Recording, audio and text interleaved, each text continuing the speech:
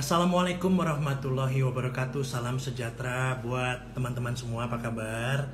Senang sekali setiap hari Minggu malam kita hadir, kita berjumpa sama-sama di live Instagram komunitas Niat Baik bersama saya Alvin Andan, Mati dan Pak Santi Laksono juga, ya. Dimana halo semua, ya. Dimana setiap hari Minggu kita mulai dengan berbuat kebaikan. Mulailah dengan niat baik, sehingga kita nanti akan tahu ke arah mana kita akan menuju dan tujuan yang jelas karena niat kita berawal dari sebuah kebaikan. Dan hari ini lain dari biasanya, Uncle. Wow, I feel so honored ya. Kenapa? Hari ini kita kedatangan tamu yang luar biasa sekali. Beliau sosok yang sangat Uncle kagumi, orang awak juga ya. Usianya 90 tahun, Masya Allah. Baru-baru ini tanggal 8 Juni 2020 lalu beliau merayakan hari ulang tahunnya yang ke-90. Alhamdulillah masih sehat, masih terus berkarya, masih berprestasi, menjadi kebanggaan kita semua. Dan apa ya, wah, menjadi role model buat kita semua mungkin ya. Uncle yakin semua juga pasti tahu dengan beliau. Sosok yang satu ini ya, ekonom, cendekiawan, politisi senior, pengajar senior, pakar lingkungan hidup yang diakui di Indonesia maupun di seluruh dunia juga. Dan konsep pembangunan berkelanjutannya diadaptasi di negara-negara di seluruh dunia juga. Rasanya kalau ngomong tentang beliau nggak habis kata-kata, karena banyak sekali gitu loh. Banyak sekali yang bisa kita ucapkan ya, karena beliau orator yang hebat juga, birokrat juga ya. Salah satu yang paling lama mengabdi jadi menteri dan beberapa jabatan lainnya, antara lain Ketua Dewan Pembangunan Presiden di masa Presiden SBY, lalu anggota Dewan Ekonomi Nasional pada masa pemerintahan Ibu Megawati Soekarno Putri, Menteri Negara Pengawasan Pembangunan dan Lingkungan Hidup pada masa Pak Harto, lalu Menteri Perhubungan di masa Presiden Soeharto juga, Menteri Negara Bidang Penyempurnaan dan Pembersihan Aparatur Negara pada masa Presiden Soeharto juga. Banyak sekali kalau kita akan bicara tentang penghargaannya, jabatannya, profesinya. Wah, rasanya semua juga pasti teman-teman tahu ya. Nah, sebentar ya. Tunggu sebentar. Sambil kita nanti akan invite beliau untuk hadir bersama kita di sini. Angkal bacakan sedikit lagi ya. Founder Yayasan Keanekaragaman Hayati Indonesia atau KHATI. Ini Yayasan Penyandang Dana Hibah Lingkungan Hidup, dan beliau menjadi pembina KHATI dan foundernya juga. Lahir di Kuto Gadang, Kabupaten Agam, Sumatera Barat. Sekarang kita coba lihat apakah beliau sudah bersama kita. Uncle akan invite beliau untuk bergabung dengan kita di Instagram komunitas Niat Baik. Merajut harapan, berbagi kebahagiaan. Kita sambil nunggu ya. Nah. Assalamualaikum, Prof. Waalaikumsalam. Apa Bisa kabar? lihat? Wah, terima kasih banyak. Wah, senang sekali. Bentar ya. Wah, itu honor for me. Waduh. Bisa dipegang. Prof, Ya. Ya. selamat Bagaimana? Bisa ulang dengar? tahun. Happy belated birthday yang ke-90. Waduh, luar biasa ini. Paling gede ini udah. Ya. Nggak bisa pakai ini, earphone. Oh enggak. Nggak ada earphone. Bentar. Halo. Ya, iya, Bisa- Prof. Bisa dengar bisa suara dengar. Asin, Prof. Bisa Emil. dengar. Iya. Ya. Selamat ulang tahun yang Terima ke-90. Waduh. Luar biasa sekali. Alhamdulillah, alhamdulillah, Masya Allah, Masya Allah. Prof, mau tanya dong, Prof. Kalau perayaan ulang tahun ke-90, ya, Ya. biasanya itu yang diadakan apa sih, Prof, kalau di rumah gitu loh? Dirayakannya bagaimana sih, Prof? Ini karena ada COVID, ya tidak bisa apa-apa. Oh iya. Jadi family aja di rumah aja berarti ya. Bisa.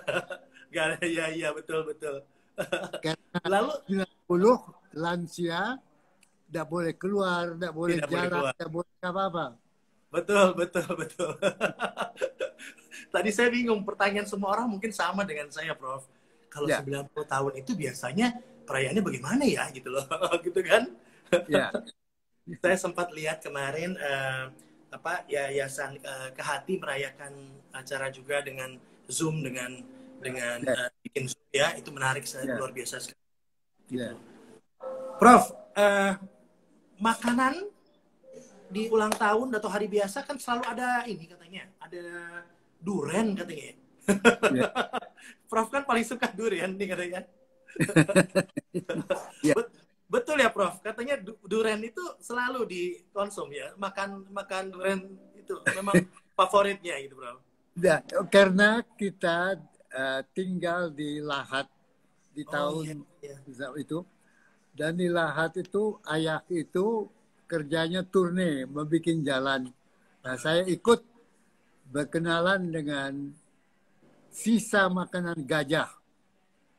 Nah, di dalam kotoran gajah terdapat durian yang terbaik di dunia. Justru padahal di dalam itu ya. Waduh. Makanya selalu konsumsi Ya. makan durian. Yang katanya Gajah apa? Salah satu durinya. rahasia Prof bisa fit sampai sekarang katanya makan durian mulu ya Prof. Ya, pokoknya olahraga, makan baik, ya, ya enjoy life lah. Nikmati hidup ini, mengalir aja dia. Betul, betul. Mengalir aja ya Prof. Menikmati Ya. hidup ini apa ada. Prof kan sering banget tuh bawa kamera dan foto-foto ya, saya lihat ya. Katanya kan Prof sering banget bawa kamera dan foto-foto, motret gitu. Tapi kok fotonya nggak pernah dikasih tahu lihat kita ya Prof? Ya. Ya. Ya. Itu foto yang lihat siapa Prof? Bagaimana? Prof kan sering bawa kamera katanya, sering bawa kamera, sering Ya. motret gitu ya. Tapi Ya, fotonya nggak pernah dikasihkan, nggak pernah dikasih lihat yang lain ya ya. Prof. Saya hanya bisa jepret, tapi tidak tahu bagaimana cara mengeluarkan gambarnya. Oh Karena gitu. sekarang kan pakai itu apa Iya, iya, iya, pakai SD card, ya. memory card-nya. Kalau Betul. zaman dulu bisa di print, sekarang Betul, ini betul. canggih teknologinya, tapi Aha. susah untuk dijalankannya. Oke, itu makanya ya. Makanya kan Prof sering Ya, banget foto tuh. Kita ya, penasaran mau lihat mana di Prof fotonya katanya. Kok nggak ada pernah dikasih lihat foto-foto yang lain itu. ya, Aduh, oke, oke. Prof, founder Yayasan Keanekaragaman Hayati ya, Indonesia. ya, Nah, ini menarik. Mungkin bisa sharing dengan kita, Prof. ya, Teman-teman yang nonton Instagram live hari ya, ini, mereka mungkin lebih tahu lagi tentang Kehati ini. Mungkin Prof bisa sharing dengan kita tentang Kehati secara ya, singkat pada mereka, Prof. Silakan, Prof. ya. Pertama, Indonesia mempunyai 125 juta hektar hutan. Hutan ya. Hutan Indonesia ada di kepulauan archipelago sepanjang khatulistiwa. Maka tropical forest Indonesia sangat kaya dengan keanekaragaman hayati. Kalau Brazil, Amazon adalah kaya keanekaragaman hayati, tetapi kontinen, benua. Dia bukan kepulauan. Kongo, Afrika, benua. Indonesia adalah kepulauan di khatulistiwa. Karena itu kekayaan keanekaragaman hayati Indonesia sangat tinggi. Kita nomor 1 di dunia dalam kupu-kupu. 2 di dalam reptil. 3 di dalam mamalia. Yeah. Dan keanekaragaman ikan dipengaruhi lautan Pasifik dan lautan India. Jadi kaya sekali. Cilakanya kita tidak tahu menggunakan kekayaan ini. Misalnya, nomor 1 di dunia dalam kupu-kupu, tetapi tidak pernah kita dengar bahwa kupu-kupu kita manfaatkan untuk pembangunan. Sehingga para ahli yang datang di Indonesia kata pada saya, kupu-kupu tanah air tua itu luar biasa. Pertama, dia punya warna kepompong, warnanya macam-macam. Dari berwarna macam-macam bisa lahir tekstil macam-macam. 2, dia kupu-kupu itu dia berterbangan cepat untuk menyebarkan benihnya. Itu tak pernah kita manfaatkan di dalam kelapa sawit. Padahal dengan gunakan itu, biji-biji kelapa sawit bisa meningkat. Apa artinya? Kita duduk, kata kawan tadi, seolah-olah Indonesia duduk di atas peti. Di dalam peti ada kekayaan, tapi tuan-tuan tidak tahu kunci membuka peti itu. Contoh lain adalah kita nomor 1 di pisang.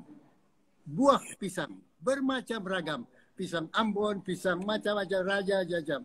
Tapi tidak pernah kita manfaatkan budidayakan pisang itu. Jadi, inti pokok dari permasalahan kita, kekayaan aneka-ragaman hayati luar biasa, tapi otak bangsa kita belum mampu mencari, membusakan nilai tambahnya. Sehingga dari 125 juta hutan itu, bukan kita lestarikan hutan itu, tapi bagian besar kita HPH-kan. Kita buka hutan itu. Sehingga yang tertinggal hanya sebagian 125 juta, 68 hutan produksi dibuka hutannya, dan hanya 57 hutan lindung. Tapi hanya untuk melindungi sungai, muara sungai macam-macam, isi keanekaragaman hayati belum kita manfaatkan. Karena itu, untuk generasi muda ke depan, saya ingin melihat para muda-muda ini mempunyai ilmu, kemampuan untuk menaikkan nilai tambah dari keanekaragaman hayati itu. Dan itu belajar dari suku-suku dalam. Misalnya suku Kubu, ada kepala suku Kubu, ada panitranya, ada yang mencatat. Dia mencatat kekayaan alam, mencatat buah, mencatat macam-macam itu. Dia mencatat itu kemudian untuk apa? Untuk digunakan bagi keperluan suku itu, baik untuk makan maupun obat-obat. Dan kemudian misalnya ya, untuk dipanah, untuk binatang buas, mereka pakai racun di ujung panah itu untuk menundukkan binatang buas. Tapi racun itu, kata kepala suku pada saya, kalau racun itu saya kurangi, itu menjadi obat. Sehingga luka-luka dapat disembuhkan. Itu. Saya katanya, teman kepala suku dari suku Iban di pantai perbatasan Putus Sibau, Iban namanya, suku Iban, Pak Medang namanya. Dia itu sakit 7 keriling, putar-putar kepalanya itu. Lantas saya bilang, apa obatmu? Dia keluarkan dari korek api, yaitu lintah, pacet, yang dia tempelkan di aorta sini. Kenapa dia pusing?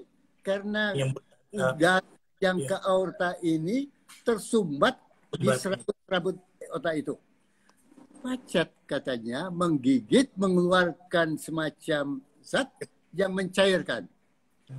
Itu wisdom dari suku Dayak sana. Alangkah baiknya kalau para ilmuwan bicara dengan para mereka ini. Mereka yang mencatat rahasia dari buah-buah mana yang ada, mana yang bisa dimakan dan sebagainya.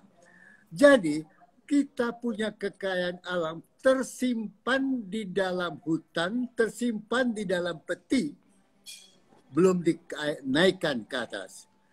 Yang kita lihat hanyalah pohon yang bisa menjadi HPH, kayu ekspor. Tebang ganti kelapa sawit.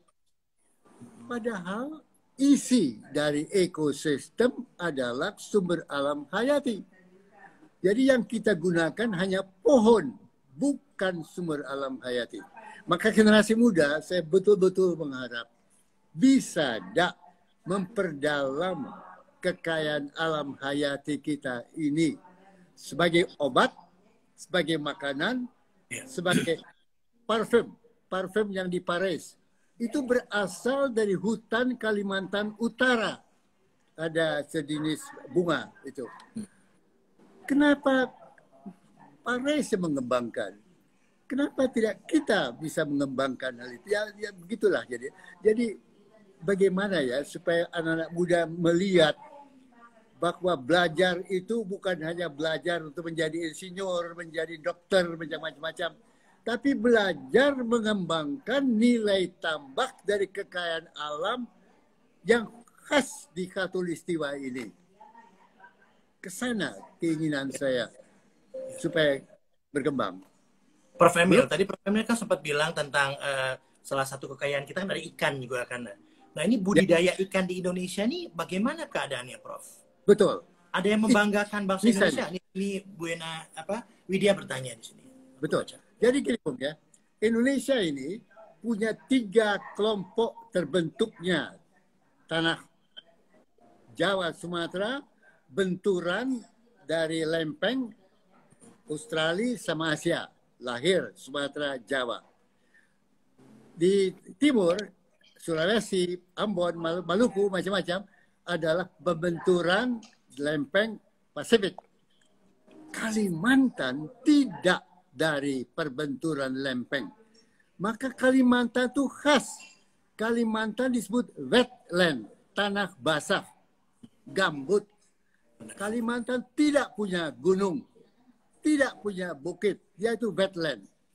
Maka spesialisasi Kalimantan adalah ikan. Tapi yang dikembangkan di Kalimantan Selatan yang kita kenal ikan patin. Padahal ikan arwana bisa dibangkitkan di sana.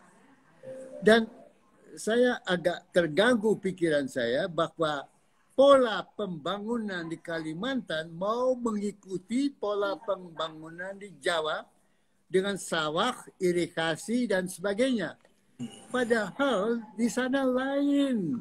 Jadi bagaimana ya meyakinkan para pemimpin-pemimpin kita bahwa Indonesia itu biodiverse, beraneka ragam. Tanah Kalimantan itu lain dari Kalimantan, Jawa, Sumatera. Itu wetland, tanah basah. Sumatera Kalimantan adalah tanah gunung itu. Sehingga wetland berarti gunakan alam basah di sana. Kembang biakan tipe-tipe ikan, sayur yang bergantung pada air dan sebagainya.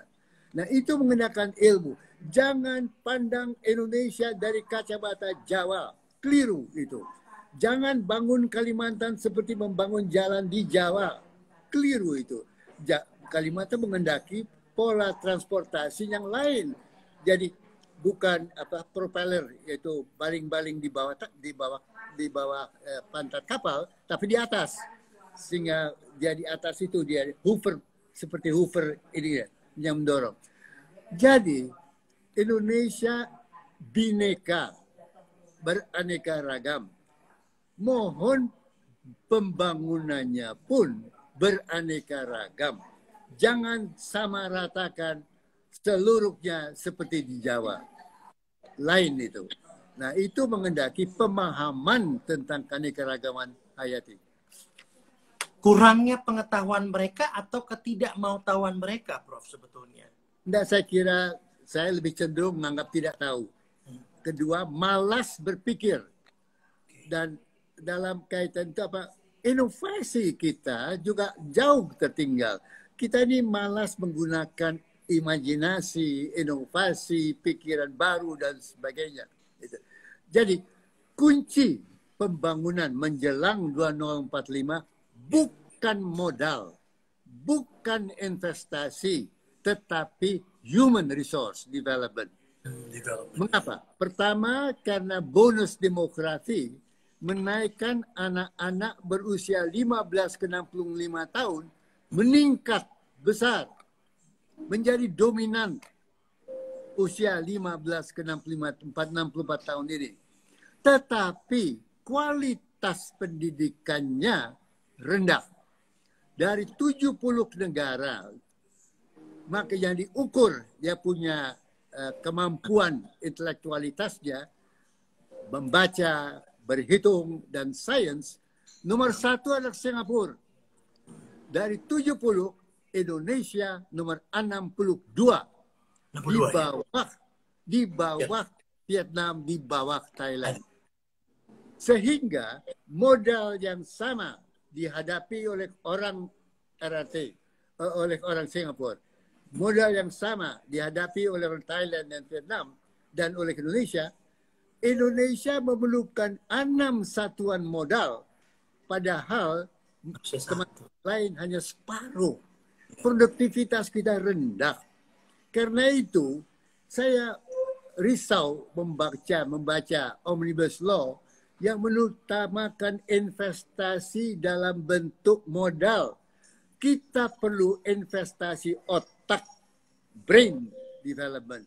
Brain power kita di bawah Vietnam. Karena itu tancap gas. Cilakannya lagi, Bung, ya. Yang saya khawatir lagi sekarang. Datang COVID. Akibat ada COVID, Menteri Pendidikan tidak bisa mendorong pelajaran tatap muka. Betul. Just harus pakai pakai komunikasi. Ya, komunikasi digital. Itu distance learning gitu, pakai jarak. Betul. Tapi di mana Indonesia punya cukup gelombang-gelombang telekom itu? Begitu saudara keluar dari Surabaya, saudara masuk ke Sulawesi, jangan di Makassar ya, itu baik-baik. Tapi kalau saya ke Bulukumba atau ke tengah pedalaman, pakai HP kita harus naik pohon. Jadi tidak ada distance learning kalau tidak ada gelombang telekom. Tidak ada gelombang telekom kalau tidak ada listrik. Dan listrik keluar kita dari Surabaya ke timur, jatuh. Tidak ada listrik, tidak ada telekom. Jadi di dalam pola pendidikan ini, infrastruktur listrik dan telekom jangan dikomersialkan. Jadikan itu sebagai infrastruktur dasar untuk memajukan pendidikan, lebih-lebih dalam zaman COVID ini. Karena memang ada beberapa tempat yang tidak dapat itu, ya tentu nggak akan mungkin bisa dilakukan hal Di seperti itu. banyak tempat, Bung. Di banyak tempat, di Papua, di Sulawesi, di Maluku, di Kepulauan, Masya Allah. Saya mau berhubungan dengan teman di Papua, harus berjanji jam berapa, kapan, karena dia harus cari tempat di mana bisa ditangkap itu gelombang-gelombang itu. Jadi jangan anggap keadaan di Indonesia ini timur sama dengan Jakarta.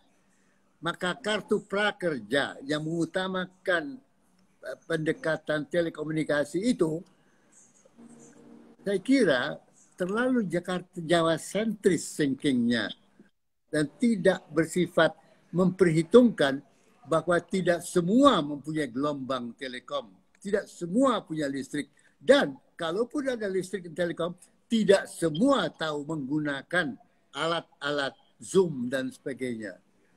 Jadi, Bung, kita perlu utamakan bukan investasi modal asing, bukan human resource development. Itu kunci pembangunan 2045 itu ya. Kalaupun didorong investasi asing, bagaimana kalau orang Indonesia tidak bisa menggunakannya karena produktivitasnya rendah? Maka bergantung pada tenaga asing. Lah ya kalau begitu Indonesia dibangun oleh modal dan tenaga asing. Sama dengan pola penjajahan kan. Jadi mindset sekarang build, bangun human resource habis-habisan. Kejar, karena ada bonus demografi, dan ini once in a lifetime dari hidup bangsa, ada bonus demografi. Manfaatkan kesempatan ini. Wow. Tadi saya tertarik sekali dengan jangan bangun Kalimantan dengan cara pandang Jawa. Ya. Ya, karena memang tempatnya beda, daerahnya beda. Satu kan yang wetland, ini yang jadi nggak mungkin itu dilakukan. Dan terjadinya Kalimantan lain, dan Jawa Sumatera perbenturan lempeng-lempeng. Pasif di timur Sulawesi itu lempeng-lempeng gitu. Kalimantan tuh ya, antara Kalimantan Sulawesi ada yang disebut garis Wallace. Maka ekosistem hewan, binatang, tumbuhan di sebelah timur Kalimantan lain dari di Kalimantan. Dan Kalimantan dengan Sumatera Jawa lain dari Kalimantan.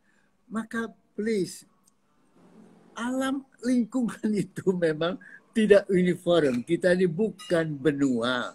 Kita ini archipelago, kepulauan di Khatulistiwa dengan dua samudra, dua benua, angin dan sebagainya. Jadi pemahaman tentang lingkungan bukan sekedar hutan yang dilindungi, binatangnya. No, totalitas RI lain dari Eropa atau Amerika itu.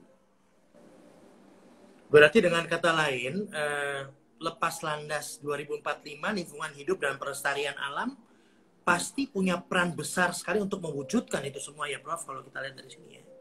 Gini Bung ya, kita 2020 ini naik kelas ke high middle income. Ya, diumumkan per 1 Juli. Kita gembira, saya senang, gembira. High middle income. Indonesia naik ke low middle income tahun 86. Kita mulai pembangunan berencana 1968. Dari 68 ke 86, kita sampai ke middle income. Sekarang dari 86 ke 2020, kita tetap lebih lama. Kalau orang lari maraton, kata orang, yang paling berat adalah the last mile. Lari yang terakhir. Itu paling berat. Naik gunung yang paling berat adalah mencapai ujung puncaknya. Maka dari high middle income ke high income country sangat berat.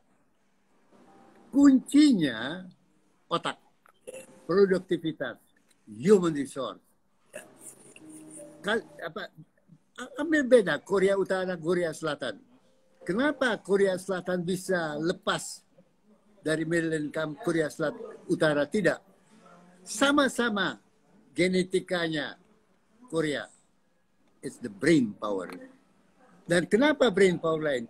Karena manajemen pemerintahan Korea Selatan mengutamakan brain power development, Korea Utara tidak. Korea Utara weapons, senjata. Gitu. Jadi sangat bergantung pada pimpinan agar konsisten mendorong pembangunan bangsa ini. Pembangunan bangsa tidak bisa dipecahkan 5 tahun. Tidak bisa dipecahkan 10 tahun. Dia itu berdimensi puluhan tahun. Kita, presiden kita 5 tahun. Maka sering cara berpikir presiden kita adalah 5 tahun, paling banter 10 tahun itu. Development is a long process, long term process. Tapi saya bisa mengerti kita ini kan mau sukses, mau berhasil. Nah karena mau berhasil ya tancap gas pada itu. Padahal belum tentu siap masyarakat kita ini. Lagi-lagi lebih baik kita utamakan human resource daripada misalnya memindahkan ibu kota. Ya, karena itu yang jadi hambatan ya, hambatan faktor yang tertinggal gitu kan, si human resource ini SDM-nya sendiri gitu loh. Berarti otak, pemahaman, edukasi ya, mungkin Prof ya? Ya, untuk jadi ya. jadi ya banyak perlu ada dialog lah ya. Jadi ingin saya lihat DPR itu jangan terpaku pada cara berpikir sebelum COVID. Bicaralah tentang undang-undang minerba, undang-undang energi, undang-undang omnibus law yang pikiran adalah sebelum COVID. Setelah COVID, pola permainan itu berubah. Apa yang berubah paling penting dengan COVID ini, Bung ya? Ingat, Indonesia itu negara adalah masyarakat paguyuban, Gemeinschaft. Masyarakat you and I, we are kita. You masuk saya, kita. Tiba-tiba COVID-19 bilang, no, social distance. Ambil jarak. Jangan berkerumun. Jangan bekerja sama. Kerja di rumah sendirian. Macam-macam. Bung, merasa tak? Satu hal yang prinsipil tersentuh. Semangat gotong royong. Semangat kebersamaan. Semangat kekitaan. Paguyuban menjadi patembayan. Menjadi kakamian. Kami. You not included itu. Nah, ini mengendaki ketergantungan pada teknologi untuk tetap memelihara kekitaan itu. Paguyuban. Jangan sampai hilang. Maka teknologi distance itu menjadi penting. Karena itu listrik, telekom dan Zoom segala macam harus menjadi basic needs, kebutuhan pokok. Bukan barang yang diperjualbelikan. Gitu. Karena COVID telah menyentuh hal yang sangat prinsipil dari masyarakat bangsa kita. Gemeinschaft. Iya, paguyuban kita ya. Iya. Nah ini yang saya khawatir banyak belum sadar. Coba bayangkan. Iya, sorry Prof, silakan Prof. Ya, Bung bayangkan ya, kalau kita salat di masjid, imam selalu bilang, rapatkan barisan. Lalu, sekarang dia harus bilang, renggangkan barisan. Itu kan merubah itu. Biasanya, tahlilan kita anggap penting. Sekarang, jangan ada risiko. Biasanya, ada yang meninggal, kita merasa berkewajiban mengantar. Sekarang itu ada risiko. Nah, jadi Bung lihat tak bahwa yang tersentuh oleh COVID bukan sekedar persoalan penyakitnya, tapi ada unsur sosiologinya, social values-nya yang tersentuh juga. Maka kita yang ada di kalangan berpikir harus memperhitungkan hal ini. Indonesia setelah COVID tidak sama dengan Indonesia sebelum. Maka DPR please perhitungkan ada perubahan-perubahan ini. Karena karakter bangsa ini kan nggak mungkin dirubah begitu saja ya Prof. Nah, karakter harus tetap kita jaga. Dan karakter bisa dijaga melalui teknologi. Karena itu maka teknologi ini menjadi penting gitu. Karena itu maka sarana untuk teknologi itu menjadi penting. Tetapi mindset kita jangan sampai kita kehilangan identitas kita sebagai paguyuban. Kita tadi ya. So that means perlu ada teknologi solution mungkin Prof ya. Di sini ya. Iya, memang. Dan memang Indonesia negara kepulauan, ya. Kita bukan kontinen, sehingga jalan-jalan memang penting, tapi jangan tidak semua kita dengan jalan bersih ke Papua atau ke Maluku itu. Jadi mindset kita adalah, please, Indonesia memerlukan prasarana angkutan perhubungan yang lain dari kontinen. Prof, ini ada pertanyaan, bagaimana dengan pemanfaatkan sinar matahari, Prof, sebagai gerak tropis dan Nah, sinar mata yang always there. ini yang saya tidak mengerti, Bung ya. Kita di Khatulistiwa, Ya. full matahari itu penuh. Gitu. Kenapa energi, komposisi energi kita tetap fossil fuel sampai ke 2025? Saya mengerti ada Pertamina, ada batu bara, ada macam-macam dan sebagainya. But kita menghadapi masa depan 2025 yang ada matahari yang bersih dan fossil fuel dan batu bara menghasilkan CO2 yang memperburuk iklim sehingga terjadi dampak pada perubahan iklim, merusak lingkungan. Indonesia sampai sekarang belum tegas-tegas berusaha merubah energi dari fossil fuel ke renewable energy. Mana Bung lihat solar energy? Mana Bung lihat hal-hal tadi? Padahal di Khatulistiwa tidak ngerti saya mengapa demikian ini. Oke dah, saya mengerti Pertamina mempunyai interest, PLN punya interest macam-macam. Tetapi kalau kita melihat ke 2025-2045, dunia berubah.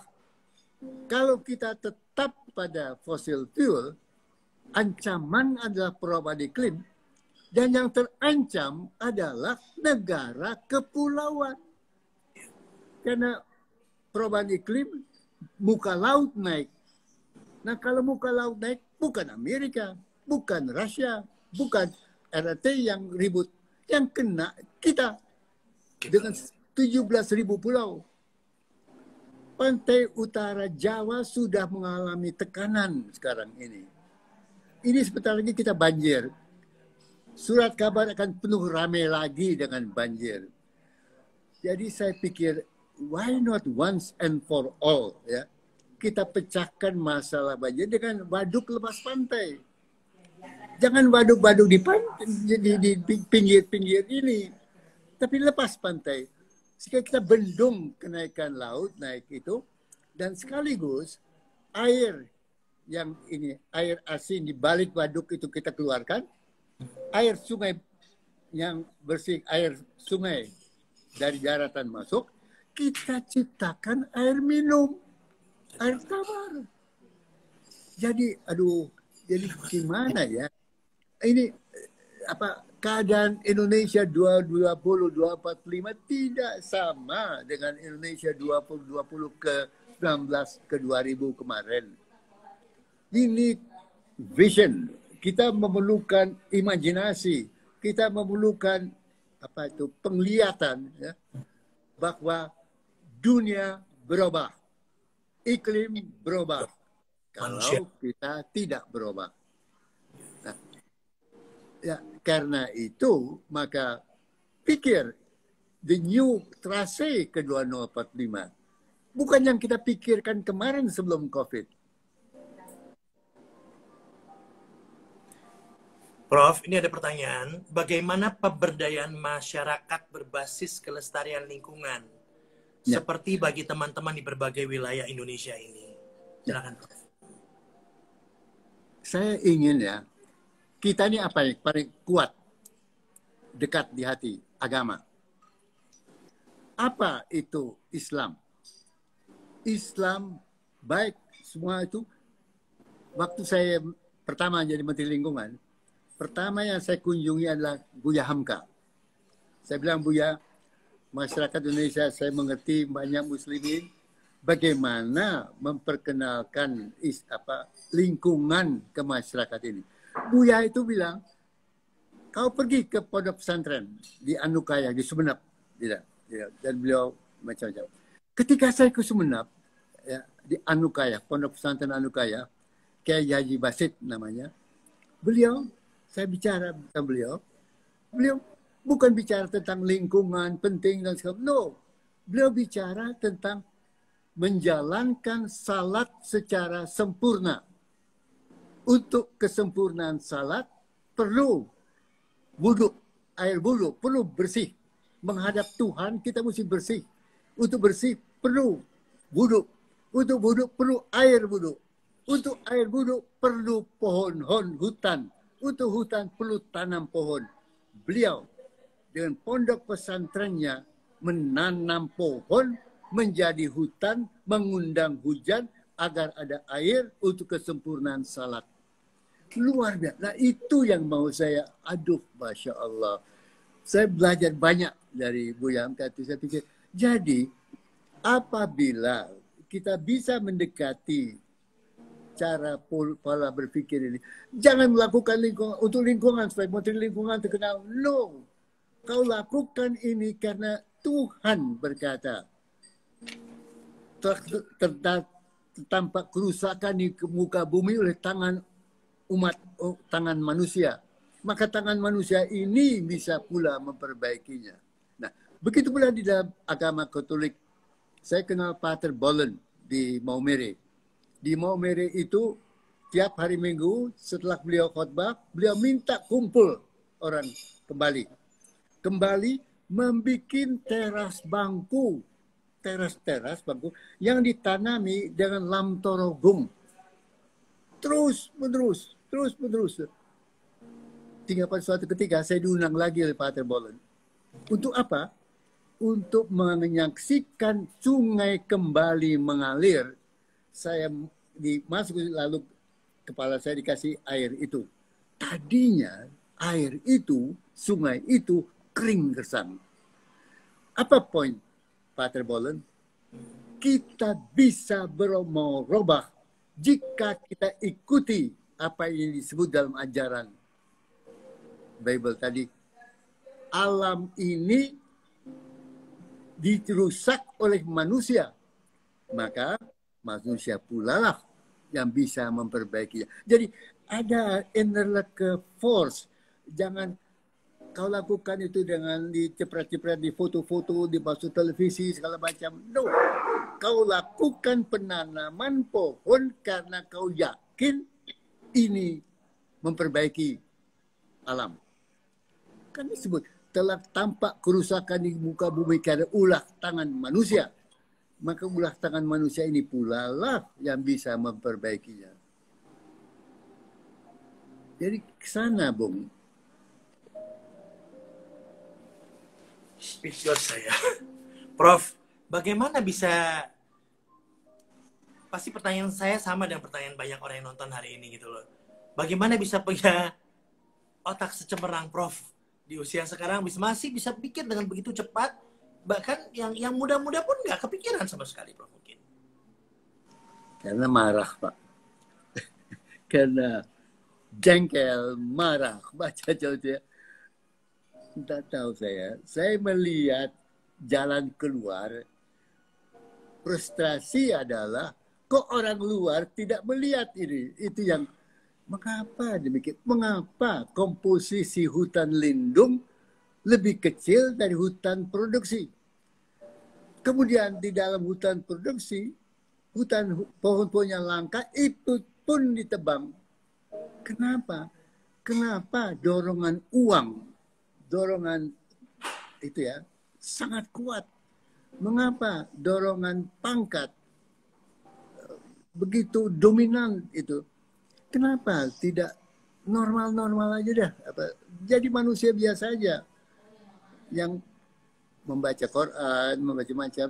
Why? Kenapa ada perilaku-perilaku yang mengejutkan? Kalau saya baca korupsi, Bung, kalau Bung baca yang dibalik HPH, yang dibalik batu bara, yang dibalik macam-macam.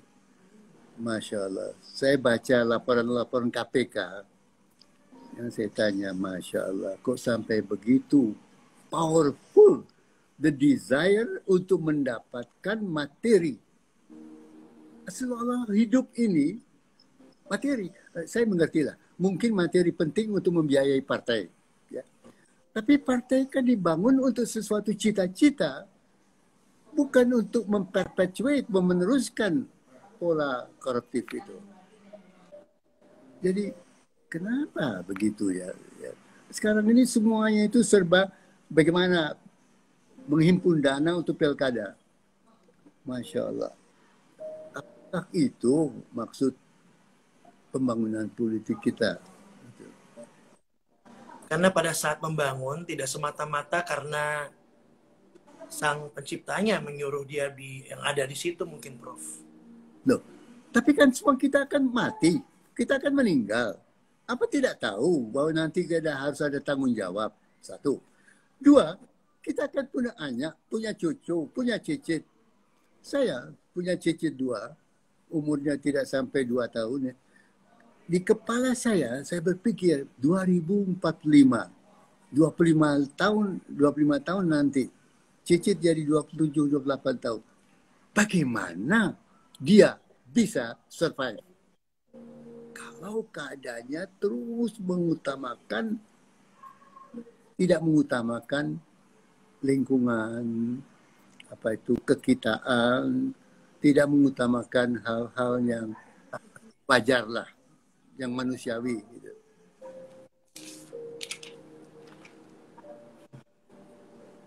Jadi bagaimana membuat orang semuanya pakai hati ya? Mungkin ya, Prof. Belajar. Terus belajar.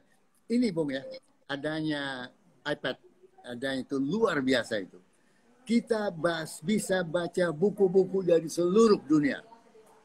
Bill Gates tiap bulan dia cerita, dia baca buku ABCD. Saya tertarik. Kenapa dia milik ABCD? Mengapa buku itu? Dan itu membuka cakap, oh begitu cara berpikir yang berkembang. Jadi sekarang Masya Allah, dengan adanya iPad ini, dunia ini terbuka. Jadi kadang-kadang saya kekurangan waktu karena begitu banyaknya harus dibaca. Jadi begitu banyak. Saya tadi baru mau tanya, berapa banyak yang buku Prof baca dalam satu hari gitu? Pasti tidak terhitung gitu. Nah, tapi kita pilah-pilah. Gitu. Saya memilih masalah yang berkaitan how mengatasi satu pembangunan, jangan menjadi fail state lah, negara yang gagal, jangan. Nah, fokus saya adalah bagaimana menghindari fail state.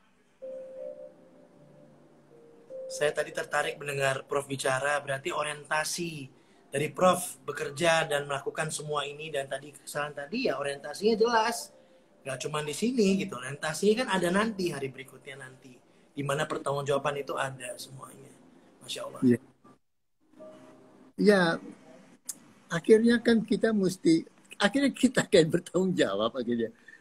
Kalau kita betul percaya pada apa yang kita baca di Quran, di ajaran agama, kita kan tahu bahwa nanti ada pertanggungjawab. Bagaimana ada pertanggungjawab kalau kokorup? Bagaimana itu? Gitu. Jadi, jadilah kalau kau beragama, jadilah orang Islam yang betul, Katolik yang betul, Kristen yang betul, dan sebagainya. Jangan macam-macam lah gitu. Dan kalau kau betul yakin, pahami implikasi dari apa yang kau perbuat sekarang ini. Ya, kita pahami betul implikasinya. Prof, kita masih mau ngobrol panjang lagi, tapi memang waktunya sayang sekali, agak terbatas karena di live Instagram. Sebelum kita tutup, pesan untuk para millennials, Prof. Hari ini saya juga berharap banyak teman-teman millennials yang menyaksikan ini, dan nanti kita juga akan tayangkan di IGTV supaya makin banyak orang yang mendengarkan ini. Amazing sekali hari ini, alhamdulillah kita dapat berbicara. Prof berkenan untuk sharing dengan kita langsung, meskipun sederhana tempatnya seperti ini, kita hanya di Instagram, tapi luar biasa. Pesan untuk millennials, Prof, sebelum kita akhiri ini, Prof, silakan. Kunci dari millennials adalah mereka ini akan membawa Indonesia ke 2045. Jika millennials tidak pandai membawa Republik ke 2045 lepas landas, gagal mereka itu. Maka kegagalan sepenuhnya tanggung jawab milenial sekarang ini. Karena itu milenial harus tahu bahwa mereka menjadi penentu dari 2020 ke 2045. Bukan saya, bukan Jokowi, bukan yang lain-lain. Mereka. Dan apa bagi mereka? Pertama, pahami permasalahan yang dihadapi. Pembangunan adalah bring value added, nilai tambah. Nilai tambah dari sumber daya alam yang diberikan Tuhan. Nah, Indonesia itu kaya raya, kaya biodiversity di keragaman hayati, Masya Allah. Semua kita tahu, why kita yang gitu kaya raya kok miskin? Something is wrong di dalam cara pikiran kita. Maka belajar, cari berpikir. Dan belajar itu kuasai matematika, sains, baca itu. Belajar itu memang step by step, langkah demi langkah. Anda bisa melompat. Tidak bisa kau milenial mengharap besok nanti pemilu nanti menjadi presiden. No, step by step kuasai. Karena itu belajar, siapkan, letakkan visionmu pada masa depan, fahami masa depan, belajar bagaimana negara lain gagal mencapai masa depan itu. Mengapa? Itu ada pada failed state, segala macam, ada banyak buku-bukunya. Bagaimana harus tidak korup, bagaimana pada jalan lurus, dan belajar dengan cara itu. Dan itulah, dan kemampuan intelektual itulah Republik Indonesia 2045 bisa lepas landas. Ya. Prof. Emil, terima kasih banyak. Tarimo kasih orang awak kita kan, tarimo kasih gitu ya. Terima kasih. Prof, terima kasih banyak Prof buat ilmunya. Jangan bosan-bosan ya Prof, saya ajak untuk live IG lagi. Ya. Baik. Assalamualaikum Prof. Waalaikumsalam. Terima kasih. Baik. Ya.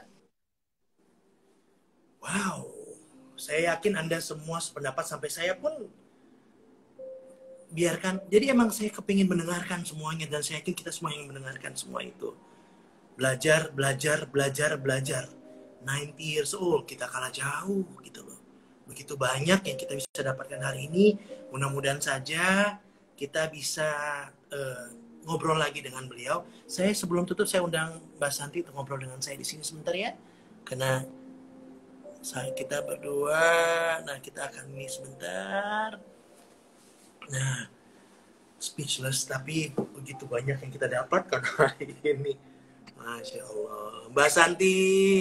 Hai. Assalamualaikum warahmatullahi wabarakatuh. Wabarakatuh. Rasanya kurang 1 jam ya. Waduh. Kurang. Gitu loh. Uncle, kita mesti bikin sesi kayaknya khusus deh sama, kan itu bisa digabungin tuh dari tamu-tamu kita sebelumnya. Betul. Iya kan? Ya. Dari Prof. Emil, dari Mas Singgi, itu kayaknya nyambung banget. Iya kan? Iya. Selalu ada jalan untuk berbuat kebaikan ya. Selalu. Dan kebayang nggak sih? Tadi aku sambil nonton ya, aku mikir gini. Nanti umur 90 kalau masih ada, aku ada di mana ya gitu. Bisa nggak sih kayak Om Emil ini yang masih very sharp banget, dan dia masih mikirin negara ini gitu. Dan mikirin diri sendiri loh, mikirin. Nah, itu berarti kan apa? Niat baiknya tuh gini, niat baik terus kan? Niat baik jadi kebaikan, niat baik jadi kebaikan, niat baik jadi kebaikan. Itu kan jadi berkah banget ya. Maksudnya umur panjang tapi berkah gitu. Iya.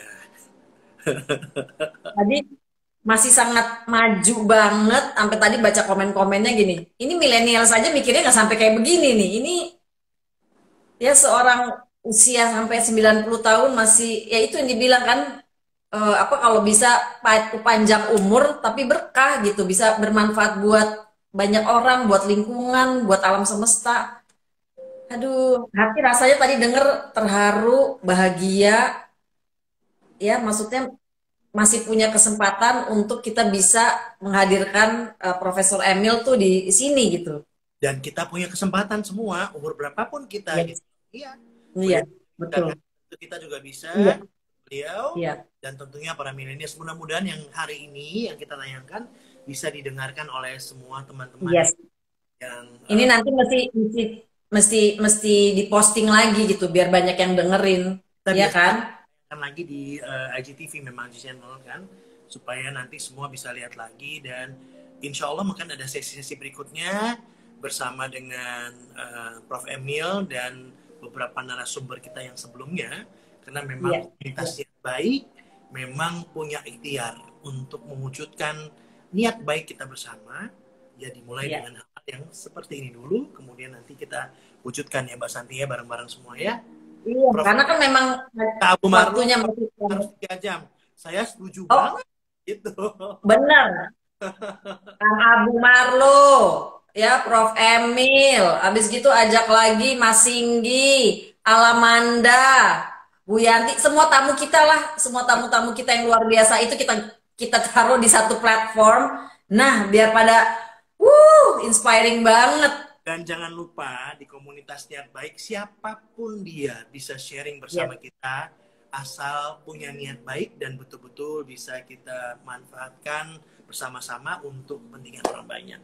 Jadi saya bilang sekali lagi dan Mbak Santi juga, yuk follow Instagram komunitas niat baik, yuk ngobrol dengan kita, boleh DM, boleh apapun, karena memang setelah ini beberapa minggu ke depan situasi sudah mulai sedikit kondusif dan masa transisi ini kita akan membuat platform yang lebih luas lagi. Yes. Lagi di mana kita bisa berinteraksi langsung, masih digital tentunya ya karena situasi, tapi lebih banyak dan interaksi kita bisa lebih banyak lagi, tidak hanya sekedar kita tulis tapi kita bisa ngobrol satu sama lain ya. Mudah-mudahan saja kita realisasikan segera bersama komunitas niat baik Mbak Santi dan saya juga ya Mbak Santi ya.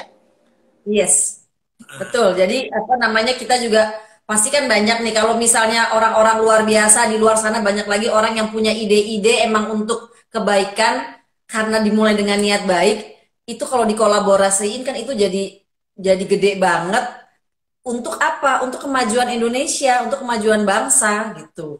Dimulai dengan niat baik. Teman-teman tolong follow komunitas niat baik ya di IG-nya komunitas niat baik. Biar apa? Biar gerakan ini terus bergulir. Jadi semua saling menularkan niat baik. Semua saling menularkan niat baik dan berbuat kebaikan.